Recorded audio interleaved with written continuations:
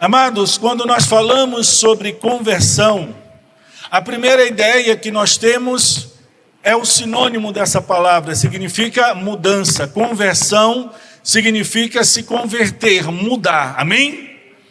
Agora, a Bíblia, quando ela fala de mudança, ela não fala da mudança de alguém que é bom para ficar ruim. É alguém ruim que muda para ficar bom, amém? Pastor, mas eu já sou bom, então ele muda você para ficar melhor. Pastor, eu já sou melhor, então ele muda você para que em você opere o sobrenatural de Deus, amém, queridos? Conversão é um processo de mudança, a conversão é um processo de contínuo crescimento. E tem um detalhe, meu querido e minha querida, que você tem que saber e guardar isso aí dentro de você. Mesmo na eternidade, o processo de conversão continuará a operar na nossa vida. Quando nós lemos a palavra de Deus, nós vamos ver Lúcifer, chamado de Satanás, primeiro-ministro, braço direito de Deus. Ele comandava os exércitos e também comandava o louvor do Senhor nos céus. E você pode pensar, mas ele era um anjo, ele era perfeito? Não, só existe alguém perfeito e este é Deus. Cristo disse isso. Quando ele diz só existe um que é bom e é Deus, ele estava dizendo em outras palavras o seguinte: só existe um que é perfeito em tudo aquilo que ele faz, em tudo aquilo que ele é, e é o meu Pai, é o Deus Pai, amém? Mas mesmo os anjos estão sujeitos à queda. São apenas mais resistentes do que nós, mas estão sujeitos à queda. Quando Satanás e os anjos que caíram, a Bíblia diz 1/3 das estrelas, ou seja, 33,33% dos anjos caíram. Juntamente com Satanás, é que eles pararam de permitir que o Espírito Santo continuasse a moldá-los, continuasse a fazer com que eles crescessem. Então nós precisamos entender este processo para que então de fato a mudança que Deus quer comece a operar na nossa vida. No texto que lemos, estamos falando aqui do profeta João, não do apóstolo João. Aqui o João que veio, o João Batista que veio, pregava no deserto. E ele estava no rio batizando as pessoas que se convertiam, que se arrependiam. Eles estavam dizendo: olha, João, a partir de agora, por causa da tua palavra, eu estou mudando o meu estilo de vida, eu vou ser uma nova pessoa.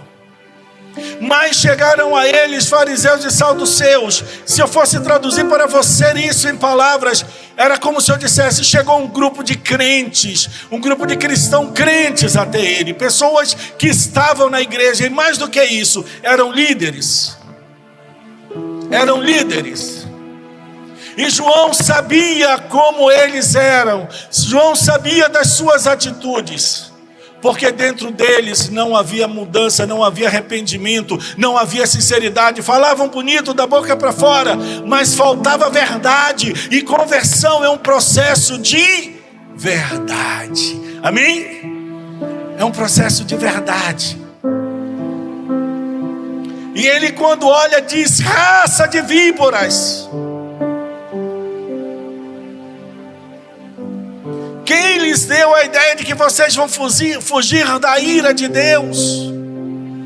Em outras palavras, quem disse para vocês que vocês vão continuar enganando a si mesmo? Não, porque mesmo dessas pedras Deus pode levantar novos adoradores, novos filhos muito melhores e mais sinceros do que vocês. O primeiro princípio que nós precisamos entender na conversão, queridos, é o lugar. Aonde eu estou? Quando nós falamos em conversão, nós queremos fugir da onde estamos. E quando nós fugimos da onde estamos, nós não nos convertemos, nós fugimos da presença de Deus. O lugar aonde você está, Deus quer transformar através de você. Pastor, minha casa é um tormento, minha casa é uma bagunça, minha casa é um terror. Então Deus quer converter você, mas Ele também quer salvar a tua casa. Ele não diz para você fugir da sua casa.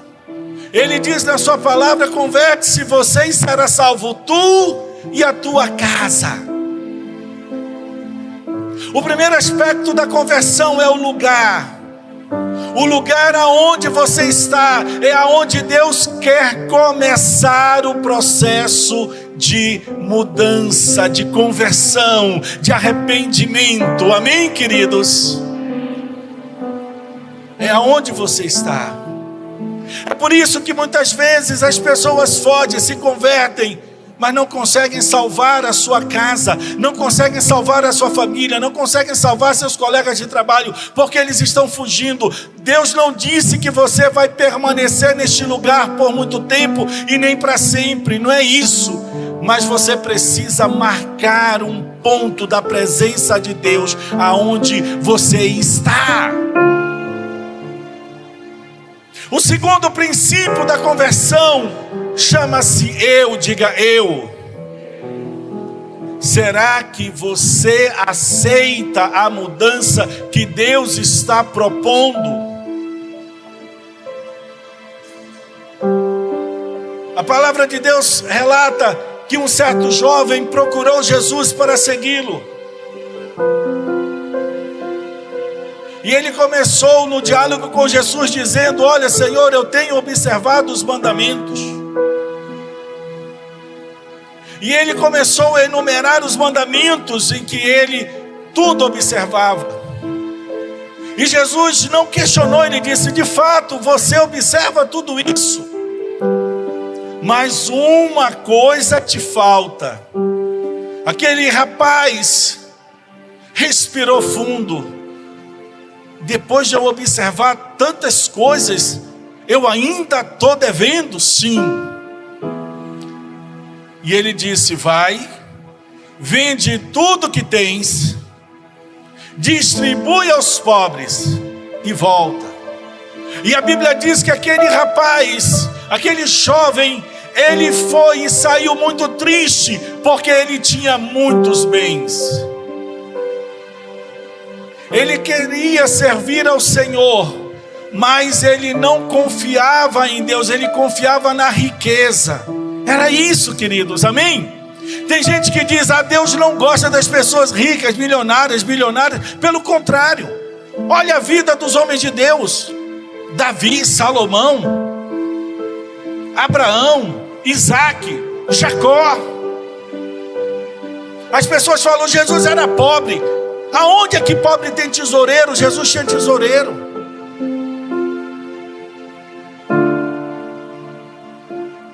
Eu não sou pobre, mas também não tenho tesoureiro. Jesus tinha tesoureiro. Ou eu sou muito burro, ou eu nunca entendi nada da vida. Jesus alimentou milhares de pessoas. Aonde é que ele era pobre? As pessoas propagam miséria. Jesus optou por não ter uma vida de luxo, amém, queridos? Mas ele precisou dos recursos financeiros também para fazer a obra. Mas ele nunca se apegou ao dinheiro. E está assim de gente rica com esse sentimento, e Deus tem prosperado. E está assim de gente pobre que ficou mais miserável ainda. Por quê? Porque a diferença não está nos bens materiais. A diferença está na fonte do meu apego. Quando o meu apego é ao Senhor, então Ele vai me fazer prosperar. Sempre, essa é uma verdade inarredável. Então aquele jovem queria servir e seguir Jesus por causa dos sinais. Aquele jovem queria seguir Jesus por causa da fama. Aquele jovem queria seguir Jesus por causa de muitas coisas, mas não pelo verdadeiro fundamento. Seguir Jesus não é alcançar holofotes. Seguir Jesus não é alcançar a fama. Seguir Jesus não é alcançar o sucesso. Seguir Jesus é andar no meio da multidão sem ser reconhecido pela sociedade, mas ser reconhecido por Deus, sabendo que Ele aprova as nossas atitudes e que nós realizamos aquilo que Ele quer que a gente faça. Eu sei que tem gente que nunca vai aparecer na tela nesta vida, mas na eternidade vai receber recompensa maior do que a minha, que aparece agora na tela, porque fez mais do que eu, e eu não posso me sentir envergonhado, porque Deus me manda fazer coisas e eu preciso fazê-las. Nem todos nós seremos pessoas conhecidas, mas todos nós precisamos fazer a missão que o Senhor confiou. Todos nós. Quem deseja a fama, quem deseja os holofotes, jamais encontrará em si a verdadeira conversão promovida por Deus por meio do Espírito Santo e do sacrifício de Jesus. Humildade não é se esconder, humildade não é ter vergonha, humildade é ter ousadia, coragem de falar, de pregar o evangelho, sem medo, sem receio, sem vergonhas. Não se importando para o que as pessoas falam, nem pelas fofocas que se levantam, nem mesmo pelos bullying que se fazem, mas por amor a Cristo, que se entregou a nós na cruz, quando nós sequer éramos merecedores. Mas Ele viu em nós algo muito importante, a força e o desejo para mudar. Nossa força e desejo por si só não são suficientes, mas quando com o Senhor nós conseguimos. E isso é algo maravilhoso. Eu preciso entender que eu não consigo me converter sozinho, com minhas próprias forças, com minha própria inteligência. Eu preciso da graça de Deus. Eu preciso de Jesus. Então, o lugar, o eu. E o terceiro princípio da conversão, para que realmente a mudança aconteça, é o desejo. Não basta eu querer mudar, eu tenho que ter em mim o desejo de mudar. Versículo 10 diz que o machado já está posto à raiz, está pronto para cortar. E ele diz isso, né? E toda árvore que não der bom fruto será cortada e lançada ao fogo. Quando ele diz que o machado já está posto à raiz, significa que o tempo do fim já chegou. Quando João encerrava as visões em Apocalipse capítulo 22, os últimos 2 versículos, o 10 e os 11, que encerram a Bíblia Sagrada, diz assim: e que quando João terminou de ter todas as visões, ele perguntou ao anjo se era para selar tudo aquilo que ele tinha visto, ou seja, não era para contar. Ele disse: não cele. O versículo 10 diz: não cele o que você viu, escreva-as, porque é chegado o tempo do fim. Aquele que comete injustiça cometerá mais injustiça. Aquele que anda na iniquidade continuará e aumentará a sua iniquidade. Aquele que é justo multiplicará a sua justiça, e aquele que é santo santifique-se ainda mais.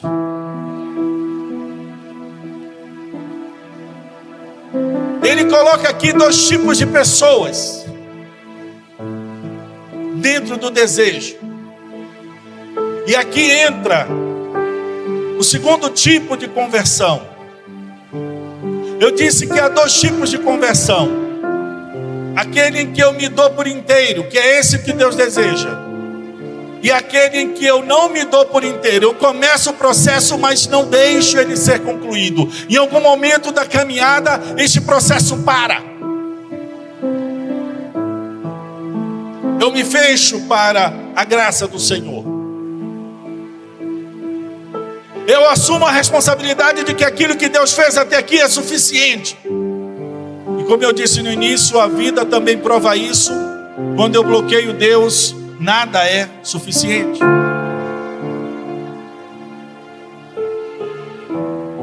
Existem pessoas que falseiam a conversão. Esses nunca foram convertidos. São falsos. Mas existem pessoas que iniciam o processo de conversão. É o que nós chamamos de conversão rasa. Ela começa, mas não termina nele. É como uma daquelas sementes que é jogada no caminho. Se alegra por um tempo, mas depois vem as dificuldades e logo desiste, logo abandona. Por quê? Porque não tem raiz em si mesmo. E quando eu não permito que o Espírito Santo continue a operação em mim de conversão, de mudança, eu paro de ser justo, de ser santo, e passo a ser iníquo, passo a ser imoral, passo a ser indecente. É por isso que vocês têm visto aí muitas notícias de escândalos de cristãos, sejam eles líderes ou apenas membros das igrejas. Porque são pessoas que pararam no tempo e não permitiram que o Espírito Santo continuasse a operar maravilhas. Se acharam muito cheios de si, falavam como quem tinha autoridade. Mas de Deus não se zomba, diz a palavra dele. E estão ficando pelo caminho. Não deseje isso para você. Não fique pelo caminho. Não permita jamais que o inimigo destrua o que Cristo conquistou na cruz por todos nós. Tem um louvor que diz que tudo que Jesus conquistou na cruz é direito nosso, é nossa herança. João capítulo 1, versículo 12, mas a todos quantos o receberam, deu-lhes o poder de serem feitos filhos de Deus, a saber aos que creem no seu nome.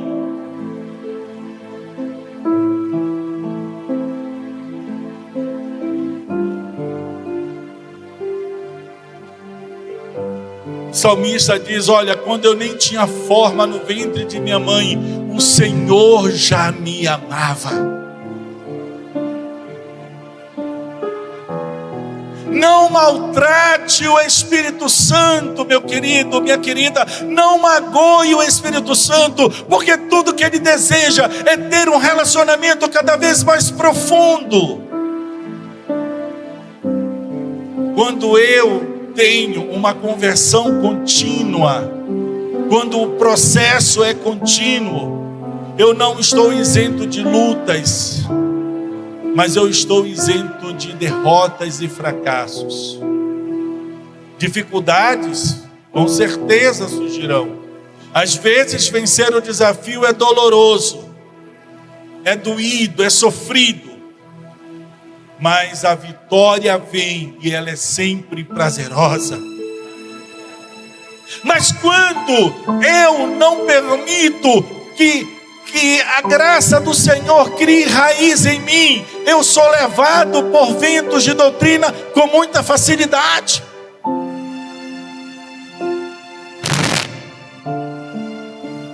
Com muita facilidade.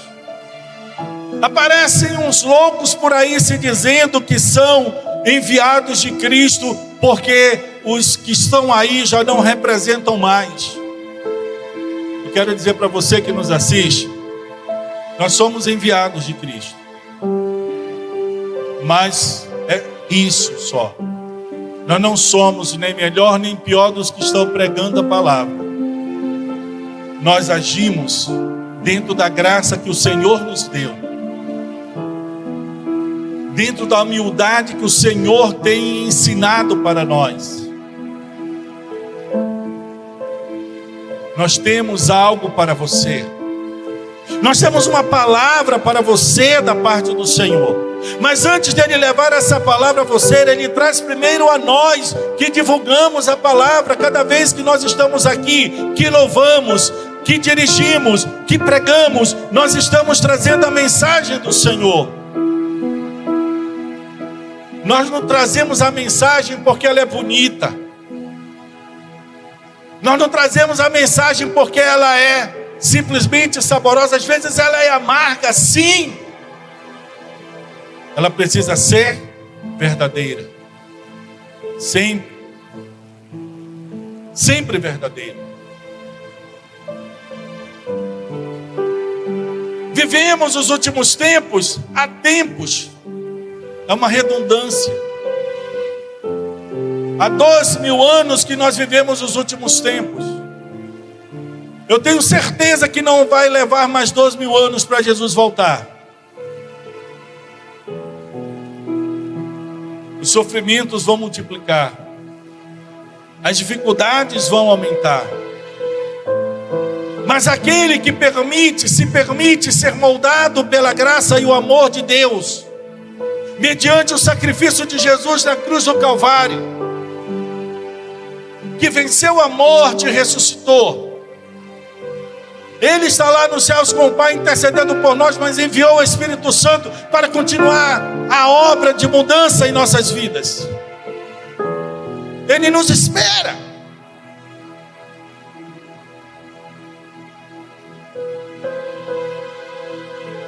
Ele nos espera.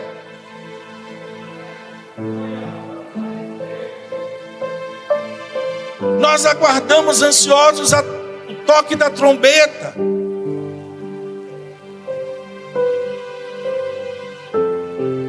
As pessoas têm dito, pastor Marcos, aí se divulga na internet que há o toque de trombetas em vários lugares do mundo. Se é trombeta eu não sei. Mas uma coisa eu sei.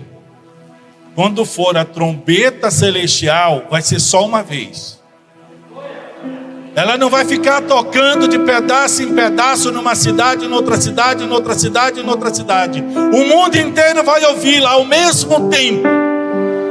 E nessa hora, aqueles que não fizeram uma conversão rasa, mas permitiram que o Senhor fizesse uma conversão em que nós criasse raiz daquelas verdades dele, então nós subiremos com o Senhor. Eu desejo isso, tanto quanto desejo um copo de água, um prato de comida. Tanto quanto eu desejo a doçura dos lábios da minha esposa, tanto quanto eu desejo a alegria e o amor das minhas filhas e da minha neta. Tanto quanto eu desejo o abraço dos meus genros ou dos meus entes queridos.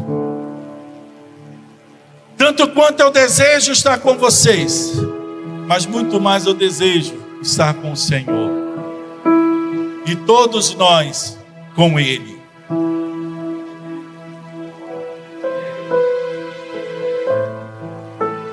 E por fim, e não menos importante, queridos, precisamos entender que aquele que não permite na sua vida a continuidade do processo de mudança está fora dos planos de Deus. Diz o versículo 10, a parte B: toda árvore que não der bom fruto será cortada e lançada ao fogo. E diz o versículo 12: ele traz a paz em sua mão e limpará sua eira, ou seja, seu campo, o seu celeiro, a sua propriedade. E aqueles que não estiverem com o Senhor vão queimar como palha, em outras palavras, vão queimar no inferno. vão queimar no inferno. Por quanto tempo, pastor? A Bíblia não diz, ela diz apenas que é por toda a eternidade. O fogo nunca se apaga, não se extingue. Quando nós permitimos a continuidade do processo de mudança em nós, nossos nomes são escritos no livro da vida e nossa eternidade é garantida por Cristo. Nossa eternidade, ela é confirmada em Cristo e com Cristo. Por Cristo, em Cristo e com Cristo. Mas nós temos visto que pessoas estão deixando isso, estão largando isso. Eternidade para quê? Eu preciso é curtir a vida aqui neste plano de vida.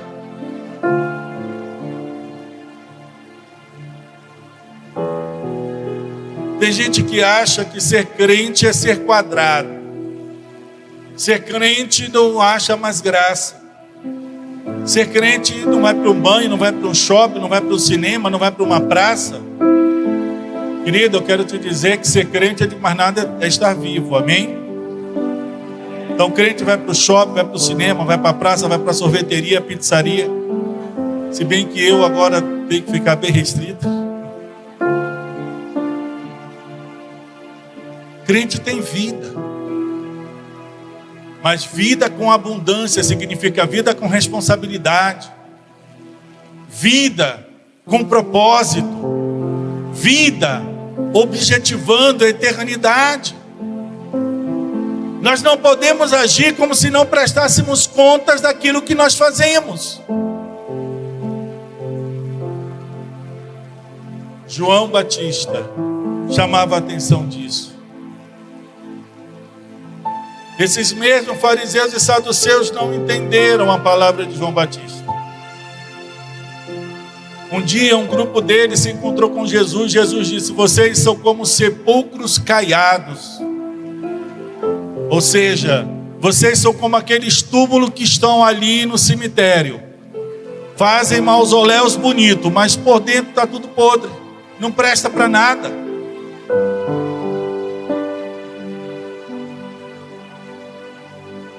O Senhor quer operar maravilhas em mim, em você. O Senhor quer operar maravilhas na tua casa, na tua vida, na tua família. O Senhor quer operar coisas maravilhosas. É tempo de permitirmos que o processo de conversão do Senhor chegue em nós. Basta de resistir. Basta de dizer não. É tempo de avivamento. Não de um novo avivamento. Simplesmente avivamento. Porque o Espírito Santo já foi derramado. Ele precisa apenas que o avivamento que foi derramado em nós aconteça. Esse fogo se atice, esse fogo se propague, que incendeie aonde você está, aonde você está hoje, aonde Deus te quer. Ele não está dizendo que você vai ficar aí para sempre, mas é aonde Ele te quer. O novo lugar que você deseja vai depender das tuas ações, aonde você está hoje. Acima de tudo, abençoe a tua casa, abençoe o teu lar, abençoe a igreja. Ah, pastor, mas eu ainda não congrego. Então venha em nome de Jesus. Você tem os telefones, você tem o endereço, venha em nome de Jesus. Pastor, eu estou em outro estado, em outro país. Então procure uma igreja próxima de você em nome de Jesus. Mas não deixe de congregar, como é costume de alguns, conforme fala Hebreus capítulo 10, versículo 25.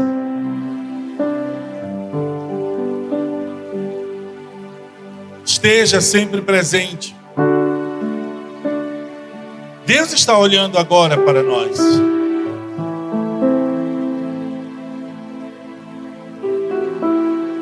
Pastor, eu sinto que eu nunca permiti que o Espírito Santo me mudasse continuamente. Não tem problema.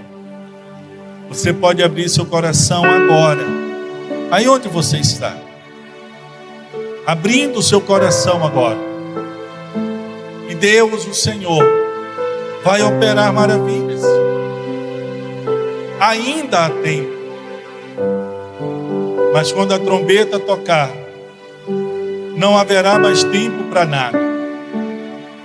As igrejas nem estarão com as portas abertas. As que não forem queimadas serão utilizadas por Satanás com outros objetivos. Mas até que esse dia chegue, estejamos juntos. Sejamos um só. Deus deseja isso.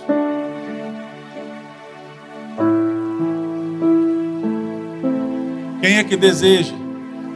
O Santo, Santo, Santo, Deus Todo-Poderoso, o que era, o que é e que há de vir. Aplauda o Rei dos Reis e Senhor dos Senhores.